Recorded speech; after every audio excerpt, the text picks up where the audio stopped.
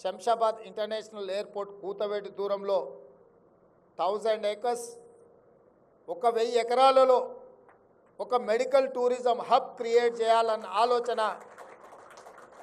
పకడ్బందీగా ఒక ప్రణాళిక రచించి ఇక్కడుండే పేద ప్రజల నుంచి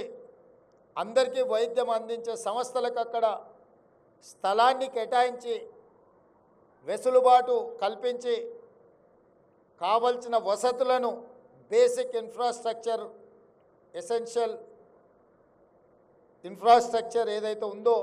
వీటన్నిటిని రాష్ట్ర ప్రభుత్వం ద్వారానే అక్కడ ఏర్పాటు చేసి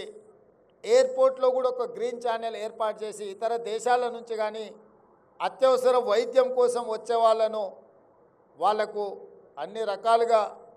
వీలు కల్పించే విధంగా ఎయిర్పోర్ట్ అథారిటీస్తో కూడా తెలంగాణ స్టేట్ గవర్నమెంట్ నెగోషియేట్ చేసి మెడికల్ టూరిజంని ప్రమోట్ చేయాలని చెప్పి ఈరోజు మా ప్రభుత్వం నిర్ణయం తీసుకున్నది.